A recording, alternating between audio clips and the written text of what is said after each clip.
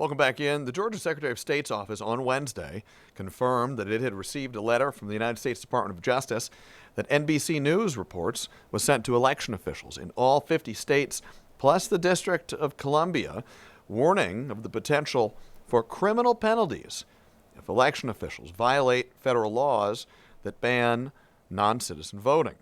Jessica Huseman is the editorial director of the nonprofit election-focused news outlet Votebeat. Jessica joins us now. Jessica, thank you very much for being with us. We appreciate it. Thanks so much for having me. So let's start with this.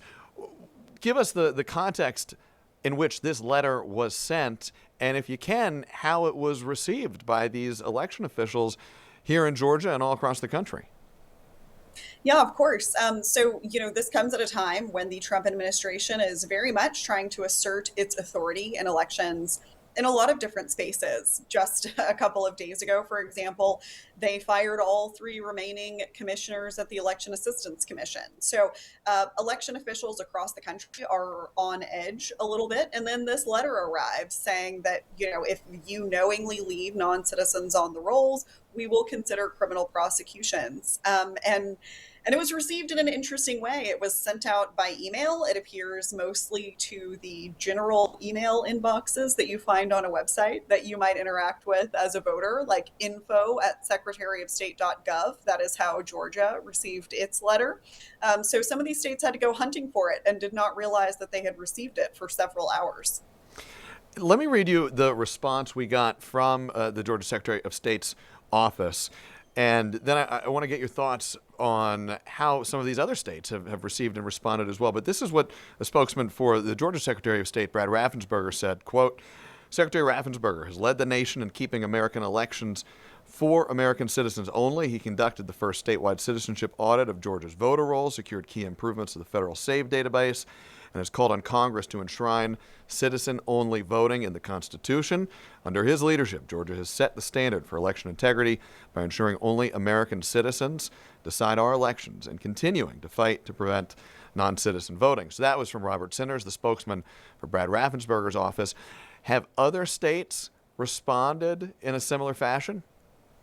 They absolutely have. Yeah. I think that this is such an interesting thing to send a letter about, because at the same time that election officials are kind of on heightened alert for federal intervention, this is what the content of the letter concerned. And from the state perspective, non-citizen voting isn't a problem. And so it's kind of hard to be worried about the possibility of criminal convictions for something that doesn't happen, and certainly not knowingly. And so I think the response that we get from Georgia, which is, hey, we've checked this, that we've checked this and we didn't find anything and we're going to continue following the law as we understand it. That is basically the response that we're getting from everywhere from Colorado to New Hampshire. Is it common for the Department of Justice to send a letter like this out to state election officials? No, not at all. I think that, this is a really interesting way of reminding people what the obvious letter of the law is. I don't think that any of the laws that were detailed in this letter are news to election officials. And it's very much felt as a pressure campaign. I think there's one tone you take if you're just sending a little update on best practices, and there's one tone you take if it's something different. And this is something different. And so I think it's a strange letter. I don't know that anything really meaningful will come of it. It has asked states to respond and explain how they intend to keep non-citizens off the rolls by a certain amount of time. That deadline is approaching. I think it was 5 business days. And that's information, by the way, that states have given the DOJ before. The DOJ has asked for this information in lawsuits and other letters and other threats. Almost every state in the country has provided detailed accounts of this already to the DOJ. And so Wisconsin, for example, has already responded, and the content of their response is basically see previous responses. So obviously this all happens not inside of a vacuum. We've got elections happening all the time. We've got a special election coming up in just a few weeks here at the end of the month in the 13th Congressional District here in Georgia for the remainder of late Representative David Scott's term. And of course, we've got the midterms coming up in just a couple months here. How will this letter impact the way that election officials go about their jobs as we head into the midterms?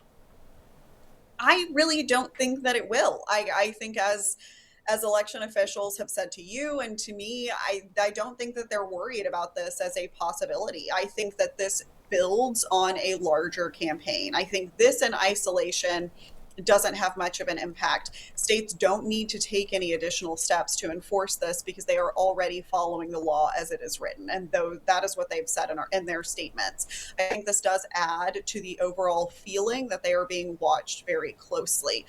But I think in practice, the election administrators across the country are watching the Trump administration and its success rate in fighting these battles. And it's not good for the Trump administration. For example, there have been 11 lawsuits over whether or not to turn over the state's full voter rolls. Trump has lost all 11 of those lawsuits. And so I think increasingly election administrators are realizing that the threats the Trump administration makes don't have a lot of teeth.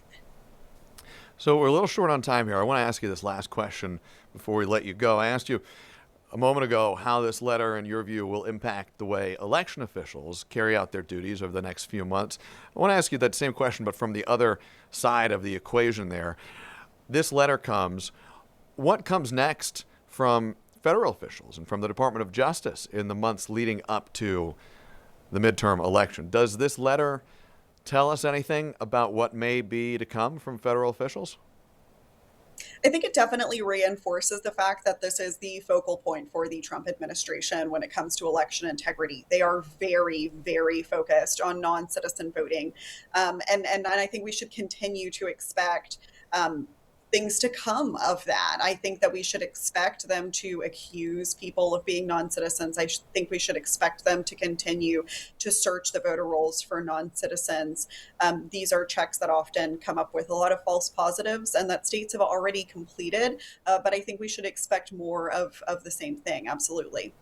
All right, Jessica Huseman, editorial director at Votebeat. Jessica, thank you very much for your time and your perspective. We always appreciate it. Thank you so much.